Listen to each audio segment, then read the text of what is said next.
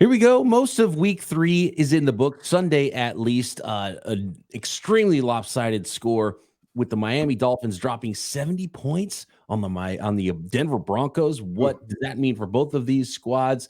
The Steelers playing emergency landing. We've got some injury news and the rest of our takeaways from week 3 Sunday coming up right now. NFL analyst Brian Peacock and former NFL scout Matt Williamson bring you expert NFL analysis every day in less than 30 minutes. Get an inside look into the NFL on the field and in the front office. With elite breakdowns, next-level analysis, and in-depth information only for the real NFL fans. This is Peacock and Williamson, and it starts now.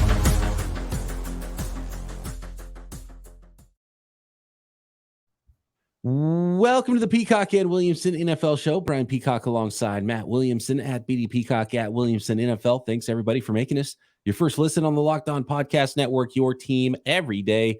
We know all the everydayers are out there subscribed up on YouTube and everywhere you get your podcast. Today's episode brought to you by LinkedIn Jobs. LinkedIn Jobs helps you find the qualified candidates you want to talk to faster. Post your job for free at linkedin.com/LockedOnNFL. That's linkedin.com/LockedOnNFL to post your job for free. Terms and conditions apply.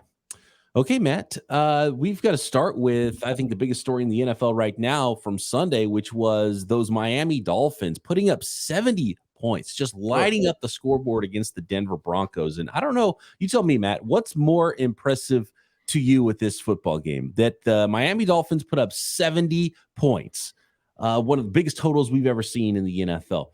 That Achane and Raheem Mostert, the two Miami Dolphins running backs, scored 51 and 45, depending on your scoring format, fantasy points, respectively. The first running back teammates to each score 45 plus, basically in a fantasy game ever. Or that the Miami Dolphins have only punted 5 times in 3 games. Let me throw another one out there. I had a feeling you had some other ones. Okay. So I think most of our listeners are pretty familiar with EPA, expected points added. And I'm sitting here looking at the quarterbacks right now, and I want to put this in perspective. Like, Lamar Jackson's having a very good year. I mean, right? I mean, he's a really good player. He's 15th right now in quarterback EPA. He comes in at 0.09. That's good. He's 15th. Herbert is 4th. He's at 0.22. Mahomes is 3rd. He's at 0.23. Those are great numbers. Your boy Brock Purdy is a whole point better than those two. He's at 0.32. That's a massive number. I mean, that is a tremendous season, an almost flawless type of year. Hold on. And I want to stop you right there real quick because you said it's a massive number. 0.33, most people are thinking, well, that's a very small number. We're talking about EPA per play right now, correct? Which is expected points added per play. So every time they make a play, the ball. Every play, it's worth that many points in a football game. That's huge. Nobody's ever going to be at 1 or any of those things. So again, Herbert's a 0.22. Mahomes is a 0.23.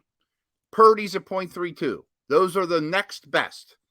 Tua's at 0.54. It's ridiculous. I mean, it's just ridiculous. That's an unbelievable number. Yeah. And so essentially every time they snap the ball, it's worth a half a point. A point. Generally teams have, 50, 60, 70. It depends on how many snaps. The snaps are trending up when you're moving fast. Speed is something I want to talk about too with the Miami Dolphins. Sure. So, it's an insane number for what's going on right now with those Miami Dolphins. Mike McDaniel is in charge of the best offense right now in the NFL.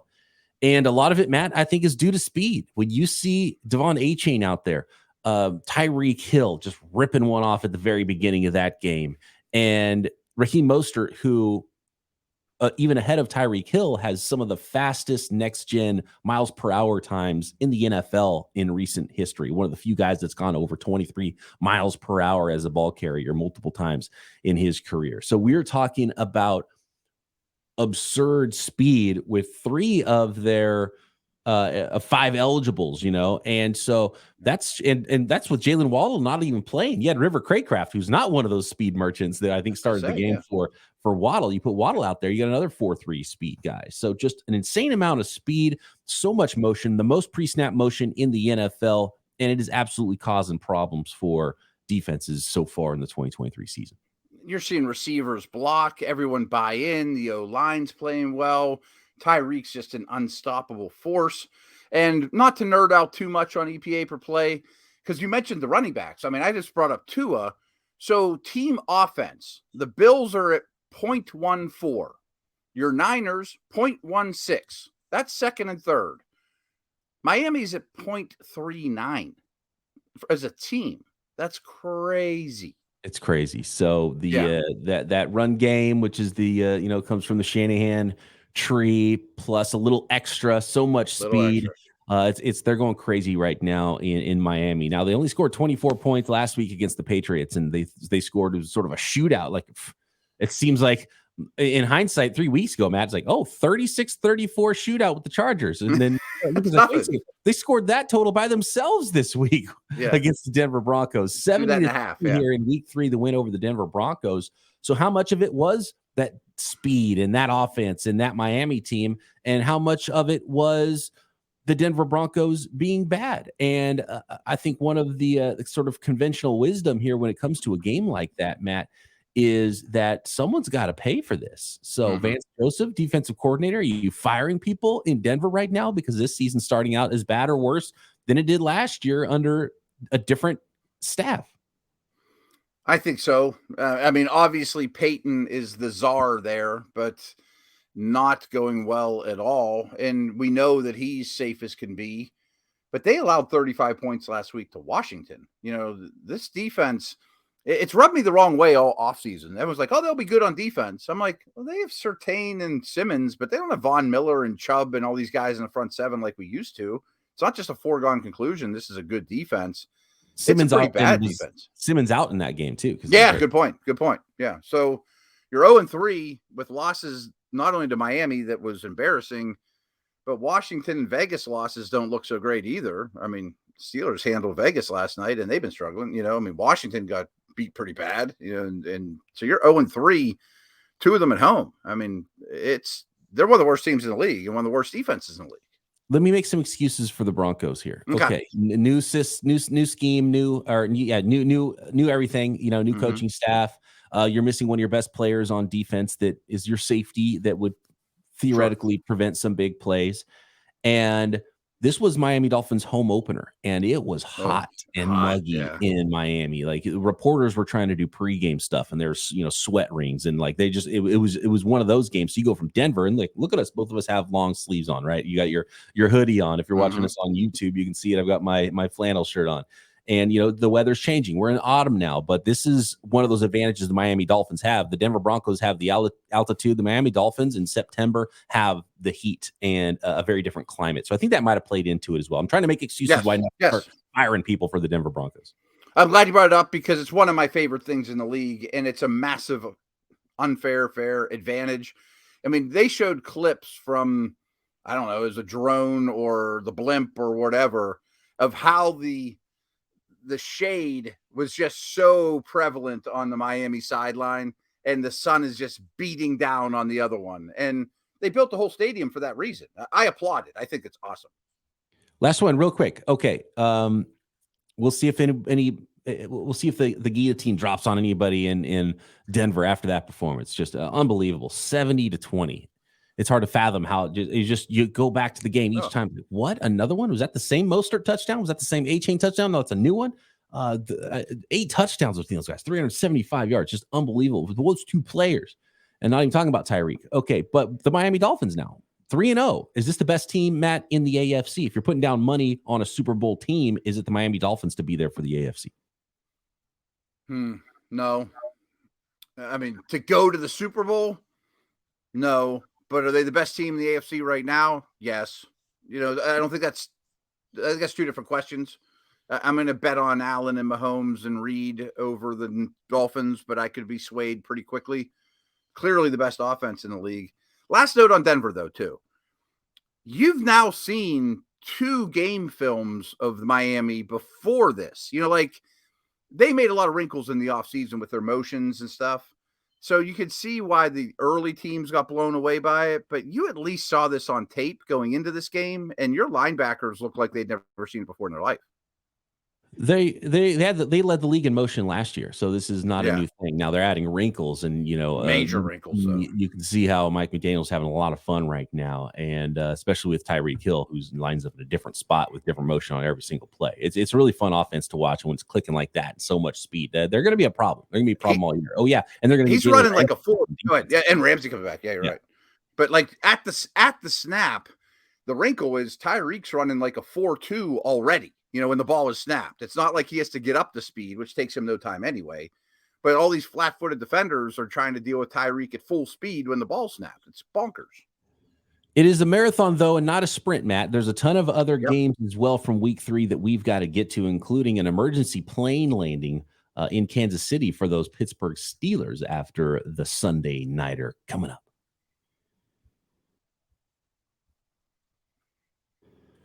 Today's episode of Peacock and Williamson is brought to you by LinkedIn Jobs. These days, every new potential hire can feel like a high-stakes wager for your small business, and you want to be 100% certain that you have access to the best qualified candidates available. That's why you have to check out LinkedIn Jobs. LinkedIn Jobs helps you find the right people for your team faster and for free, and it's really simple. All you do is you add your job to your business's purple hashtag hiring frame on your LinkedIn profile, and it spreads the word that you are hiring. And why not go to the place where you can find the most hirees potentially? I'm on LinkedIn, you're on LinkedIn, everyone's on LinkedIn already, right? And so you post your job there, and then you utilize simple tools like screening questions that make it easy to focus on candidates with just the right skills and experience so you can quickly prioritize who you want to interview and eventually hire. It's why small businesses rate LinkedIn Jobs #1, delivering quality candidates versus leading competitors.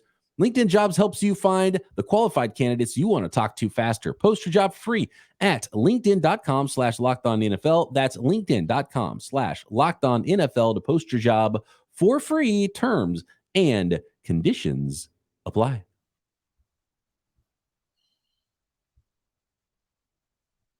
I think you need to tell the story here about what's going on with the Pittsburgh Steelers. And has their plane gotten back to Pittsburgh yet, Matt, after that Sunday night win for those Pittsburgh Steelers 23-18 over the Las Vegas Raiders? So I wanted to bring this up just because I think it's things fans don't think about. So the team charter left Pittsburgh Saturday at 8 a.m. And on that charter are medical people, media people, a lot of my friends in the media, team, coaches, of course. So they play the game, everybody watches it, blah, blah, blah. And they get on a flight after that. That flight was scheduled to land in Pittsburgh at 6 a.m. this morning. That's what teams do road night games. Like, how awful does that sound? You got to prepare for Houston in this case, and you land at 6 a.m. Monday morning after a night game. This is what every team deals with on the road night games. However, in this case, there was trouble with the planes, as happens with planes all across the country, whether you're an NFL team or not. And they had to emergency land in the middle of the night in Kansas City. Since then, nobody has left the plane. That's what the texts I'm getting, because all the injured players, guys that are banged up and sore, the coaches, all my buddies in the media. And I have a 2:30 Eastern show with one of them, Craig Wolfley, used to play for the Steelers. He's our color guy. We're hoping he's there by then. And then I have a 4:00 show with my buddy Dale Lawley. So think about the team and sleep and, these things happen. It's crazy. Like the claustrophobia for me that would set in. I would lose my mind. I don't think and it's a professional environment in a certain way, but I would imagine when there's 100 people on a plane that somebody's going to lose their damn mind, and you would have to let people off. Especially if it's an all-night situation. It's like it's almost inhumane in a certain way to keep people in that tube all night, especially after like an emergency landing, which already has your senses probably heightened in a way that you're feeling uncomfortable. So I'm hoping that there's less to that story and I embellished it. Like maybe they did get off and walked around, but from what I've been told via text by 2 different people, they did not. Just like the bathroom situation. Jimmy G, the bathroom situation. That's rude. How many peanuts can you eat? Yeah. sharing the bathroom with chooks of chloroform. Yeah, how many people are wasted by the way, with their double whiskeys? On Right. a flight like that. So Jimmy Garoppolo threw 3 interceptions. Last one was sort of kind of chucking it up for Devontae Adams, who he went to numerous times in that game. Jimmy Garoppolo did end up throwing for 324 yards with 3 interceptions, 2 touchdowns. Those 2 touchdowns to Devontae Adams, who was 13 for 172 yards in that one. Clearly, that's the guy he is looking for. That is the offense right now for the Raiders, but it was definitely not enough against the Pittsburgh Steelers. And I want to hear your breakdown of the Steelers, and if you think they're with Kenny Pickett back in a way now at 2-1, they haven't lit. This is not the Miami Dolphins offense, Matt, but No. Are they in a place now where they're like, okay, we're settling in and we're ready to compete for the division? Well, they're in a good spot. I mean, and I hesitate to even bring this up, but if the playoffs started today, the Steelers would be the 2 seed in the AFC, which sounds laughable. That's insane. But that's just tiebreakers or what. So they're in a good spot. I previewed this game by saying if the offense doesn't look acceptable in this game, it's red flag time, because they played the Niners and Browns, who are really, really good defenses, and they passed the test. It was a get right game on offense. It was good. Devontae Adams was the best player on the field, quickly followed by Max Crosby and TJ Watt, who is now on pace to have 34 sacks this year. Watt has 6 sacks through 3 games and 1 million hits and breakups. It's insane. I don't think we just hang a lot on this game. It was a get right game for the Steelers. They took care of business. It's promising. The Raiders are pretty bad, especially on defense. Despite that one win, the Raiders are pretty bad. 1-2 record now. We've already got some questions. They beat Denver back to second right, one. Exactly.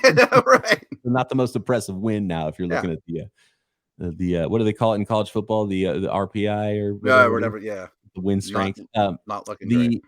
So that we've already got some questions here for our weekly mailbag about even potentially Devontae Adams being on the block in trade for the Raiders. So more on that later in the week. How about this one? We talked about in the AFC, one of the best teams we thought coming into it in the NFC, Matt, potentially a Super Bowl competitor with what they did the first 2 weeks on defense, especially the Dallas Cowboys, went and lost to what we thought was the worst team in the NFC, in the Arizona Cardinals. Cardinals win this one at home 28-16 over the Dallas Cowboys. Yeah, they ran for 222 yards. I mean, let me throw a yes/no question at you. Does the Cardinals defense stink? Like or offense? I just assumed it would stink. It might not stink. It might be average. I think you could make the argument that while the roster is not amazing, they have a professional NFL coaching staff right now, when last year they didn't. I think that's clearly what we're seeing, and that Cliff Kingsbury maybe was even worse than we thought for the Arizona Cardinals with what went on there. Joshua Dobbs looking passable as the starting quarterback, making some plays with his legs, ran 6 times for 55 in this one, 17 of 21 efficiency, only 189 yards, but a touchdown, not turned the ball over, no interceptions, 120 quarterback rating. Michael Wilson, the rookie, making a big play. Marquise Brown making a couple plays, spreading the ball around a little bit, and like you mentioned, running the football for 222 yards and a couple scores. James Conner ripping off tons of runs in this one, averaging 7 yards per carry. So, and even Rondale Moore usage being what we thought it might have looked like, with 3 carries for him for 54, a 45-yarder for him, and like that usage for Rondale Moore was kind of head scratching all along. It's like, why'd you draft this guy and not even do this with him? And now we're starting to see it. So I think the Cardinals, whatever you think of Jonathan Gannon, and he's been kind of awkward and goofy, they have NFL coaches right now on the roster, and I don't know if they had that last year under Cliff Kingsbury. We all just assumed, they're 32 in the power ranks, they're going to pick first, second, whatever. Well, maybe they're 22nd. You know what I mean? Like, they're showing signs. This isn't the only flash they've shown the whole year. And I'm not officially like worried about Dallas. Weird things happen from time to time. But if they don't rebound in a big way next week, I will be. Right. And you got to show us something, Dallas. You can't go lose to the Arizona Cardinals. Even if they do have a better coaching staff this year, they are still way undermanned compared to you, player for player. And you can't let that happen. So the worst team in the NFL, then, if it's not the Cardinals, Matt, it's the Chicago Bears. Got just destroyed destroyed 41-10 by the Chiefs. Nothing good happening. You had pop stars in the That's the only thing luxury boxes, and the Bears can't even. I mean, I don't even know. Even when Justin Fields makes a good throw, they drop it too. It's like nothing good is happening right now for the Chicago Bears. And it turns out losing your defensive coordinator during the week is not helpful either.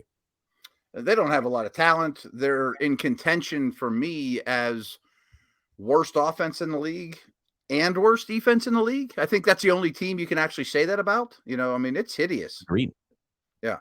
Agreed. And I don't think we need to say a lot more about that ugliness. No, but what we can say is that the worst offense in the league isn't actually in Houston, Matt. The Houston Texans. Oh, no. Head coach DeMeco Ryans gets his first win as head coach. CJ Stroud gets his first win, 37-17 over the Jacksonville Jaguars at Jacksonville, Matt. This was a huge win for the Texans. And CJ Stroud is looking good to start his career.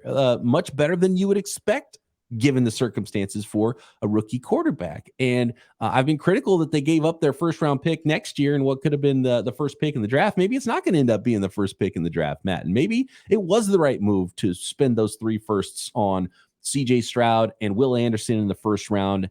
And if you're the Texans and you found your guy at quarterback and you didn't lose enough games to get one of the top 2 picks in the NFL draft, then it turns out I think it was the right move. So that's kind of where we're at with viewing this season for the Houston Texans. And if you did find your quarterback, then you're feeling great about what you did in that draft. You have Cleveland's first round pick still.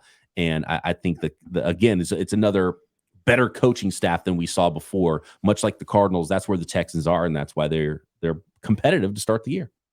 So the Steelers play the Texans next week. So I did some advanced scouting. I'm on top of them more than most teams this week, starting before these games.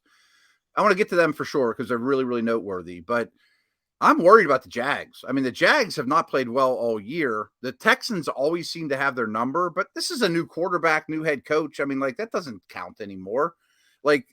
Football Outsiders always had their plexiglass principle. When you take an enormous Andre the Giant step forward like the Jags did last year, you almost always take a human-sized step back. Is that what we're seeing with the Jags? Or they're also just kind of unlucky with drops and things of that nature that should correct themselves?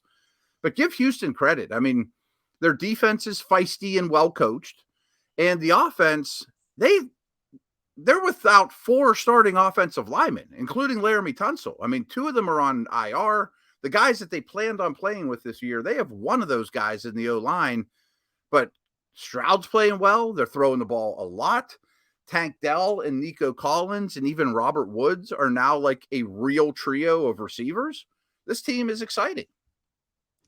Yeah, so the offensive line is a mess right now for Houston. Yes. They're not running the ball either. That's a terrible recipe for your young quarterback. And Stroud's coming through it. And all of the scouting report stuff for CJ Stroud, which is the most impressive thing for me, is we're seeing the accuracy and the touch, right? And he's always like sort of a cool, calm player. And by the way, could he break the Ohio State curse too for NFL quarterbacks? Yeah, really. Justin Fields isn't doing his share. No, he's not doing it right now. And so it's really good to see those things. And how about this? Can we talk about a fullback kickoff return, 85 yards for a touchdown on top of all of it? They didn't need it in the final score, but wow, everything went right for the Texans in this game. Not much went right for the Jacksonville Jaguars, who are now 1-2. Both these teams are. Yeah, and that fullback, you know how they chart speed. He was like one of the fastest players in the league based on his miles per hour. He's well over 20 miles an hour. And our buddy Mike Sando threw this out today in his column, which I'm not picking on the Texans, but this is pretty sad. The Texans won the EPA battle on offense, defense, and special teams in this game. Yeah, okay. I mean, that's what happens when you win. It's not that crazy. That's only happened 19 times in Houston Texan history, and they've played 341 games. It's like, really? Wow. This is like one of the best 19 games that they've ever played in their whole franchise history. Andrew Beck, though, was motoring on that return. He was motoring. Is the ultimate disastrous looking start to a play, fumbling around with the up back with the ball. And he's like, no, yes type of play. He even had like a little hurdle at the end to make the last guy miss on his way to the end zone. So yeah, it was awesome. And look out for Nathaniel Tank Dell, 5 catches, 145 and a touchdown. Okay, Matt, we've got to move quicker here, and some of our biggest takeaways for the rest of Sunday's week 3 next.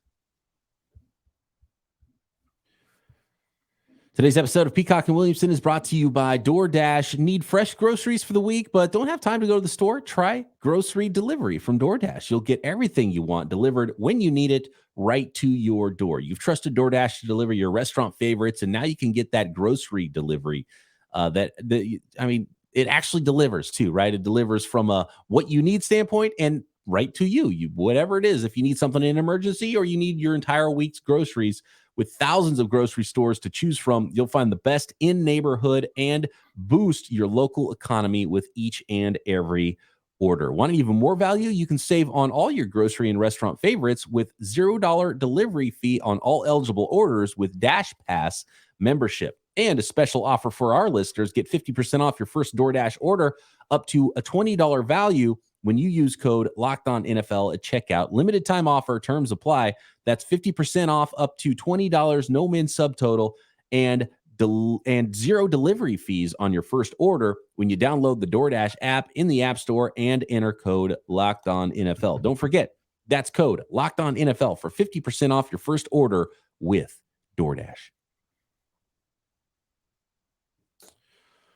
Okay, we got to run through these, Matt. Yeah, we got to hustle. And I want to go to the Cleveland Browns, who we kind of buried last week after what we saw, and they put it to the Tennessee Titans 27-3. We talked about the worst offenses in the league. The Tennessee Titans might be up for that one. I mean, that's just they're not moving the football over there in Tennessee, despite one win on the season. It's been very slow sledding.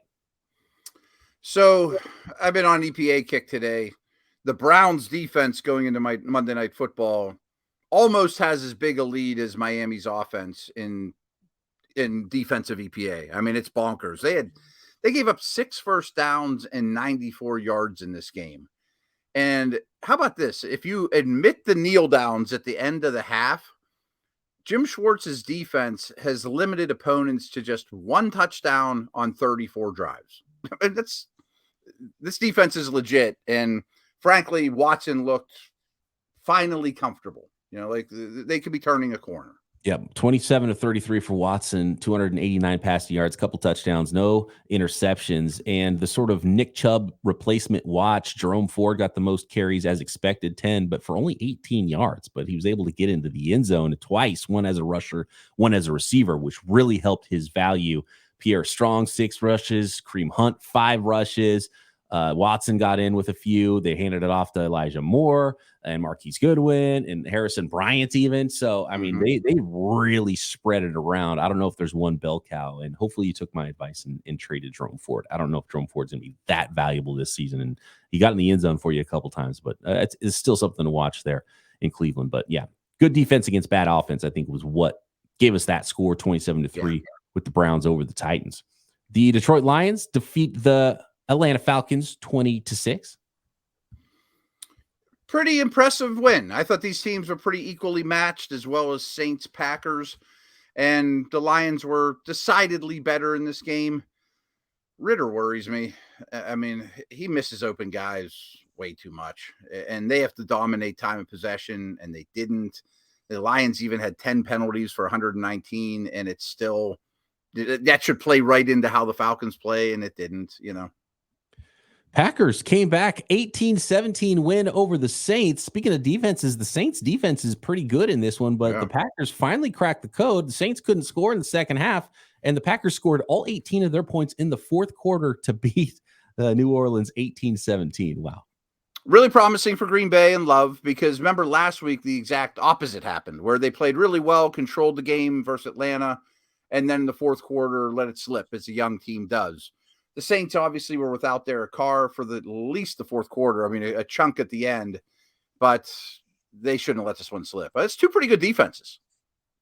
The New England Patriots came really close to having the first 0-3 start in decades.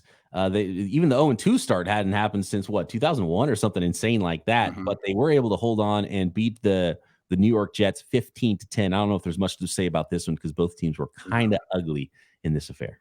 Exactly what we thought. 2 really good defenses. Take the under. Take the under, and we did. And yeah, I think I took the points, but I also took the under. Bad news for the Chargers. Mike Williams, is it a torn ACL for Mike Williams now? We're learning here on Monday morning. The Chargers, though, did avoid the 0-3 start, beating the Vikings, who have started now 0-3. It's a 28-24 win for the Chargers. This is kind of what we thought, too. Back and forth. And Herbert's having a good year. He throws for 405. You referenced some absurd dimes in that game, like the stuff he was doing. It was a one-man show for the most part. Keenan Allen, though, 215 receiving yards, 18 of those catches, and half of that Herbert throwing yardage total. But I mean, he was dropping dimes all over the place. Yeah, they didn't even try to run, and it didn't matter. Palmer will be the direct replacement for Williams, at least for the short term, because Quentin Johnston isn't quite ready yet. Unlike last year, the Vikes are just finding ways to lose. Bills completely roll the Commanders 37-3. I don't know if there's much to talk about in this one. I've actually liked what I've seen this season, and even in this game from Sam Howell, the young quarterback with the Commanders. But I mean, this one was just all Buffalo Bills. I don't really have anything to add to it, except for it just dawned on me. In one of my fantasy leagues, I played against Mostert, Keenan Allen, and the Bills defense. I think I lost by like 100. Didn't go well for you, I assume. Yeah. No, it doesn't matter what you do, right? How about this one? A Matt Gay 53-yard game winner in overtime. I thought this was going to end in a tie. They couldn't move the ball in overtime. The Indianapolis Colts, 2-1, Matt, with Gardner Minshew at quarterback, defeat the now 2-1 Baltimore Ravens, 22-19. How about Zach Moss, 30 carries, 122 yards on the ground, and getting involved as a receiver as well. He was the Jonathan Taylor for the Colts in this one. Maybe they don't need Taylor back. Yeah, and Pittman's a real contributor. Minshew's a good player. I've been kind of warning people, and this is more on the Steelers show, that the Ravens are doing really good things, but I thought they were out-kicking their coverage a little bit, especially defensively. So this one doesn't blow me away, but I'm also open to the opinion that the Colts aren't the bottom 5 team, that they're maybe closer to middle of the pack. Still want to see Anthony Richardson back in there at quarterback. Yeah. Gardner Minshew, really solid backup. And who knows, maybe he just upped his value to another football team, too, once Anthony Richardson comes back. Another interesting name. We're highlighting a lot of names here for potentially our mid-season trade deadline show, Matt. Maybe Taylor wants to be a Colt now, too. Oh, maybe he's like, oh, wait a second. I can't let these guys look good without me in there. Yeah. Multiple trade opportunities potentially for the Colts. The Seattle Seahawks defeat the Panthers. Again, speaking of a rookie quarterback that was not in there, it was the Red Rifles, Andy Dalton, leading that Panthers offense, and still the same results. 0-3 now for the Panthers, losing 37-27 to the Seahawks. Yeah, they had control of this pretty much to the end. Geno's starting to play pretty well again. The Panthers were, I guess, pluckier than I expected. I mean, Dalton threw for 361, and they don't run the ball well at all. Only 44 rushing yards, pretty tough on them. But at least they had some weapons do stuff in Carolina. Chark, Thielen, they come to mind as big games. So Seattle's just a better team, you know. And, of course, a couple of Monday Nighters that we will break down on tomorrow's show, Matt. We've got the Eagles at Buccaneers and the Rams at Bengals. Still not clear if Joe Burrow is going to play unless there's been any news here since we started this podcast. Game time decision. But I just know that they signed 2 quarterbacks in the last week. That the teams tell you what they think, folks. Did you see the little cart ride? That's all they're talking about right now in Cincinnati was the golf cart ride. So ownership came down in the golf cart, picked up Joe Burrow, drove around in a circle, and dropped him back in warm-ups so he could stretch and get ready for practice. It's hard to know what that conversation was, and people are going crazy right now in Cincinnati trying to figure out what that was. I think it was probably, and maybe we'll find out in the pregame coverage for Monday Night Football, but I think it was probably ownership saying, hey, look, this game's important, this season's important, but your entire career is more important. So I know you want to play, I know you're trying to play, but let's be smart. I think that's probably what the conversation was. I'm sure it was, or maybe it was, you know, that contract you signed right before opening day. How about we tear that up and pretend it didn't happen, and we'll revisit it when you're back on the field and we're winning games? How would that be? You cool with that, Joe? Yeah. You play games and good ones when you did play, so they'll be fine. I just hope it's sooner than later. Yeah, I mean, this could really screw up their year. I mean, they're 0-2 in the division, and start 0-3.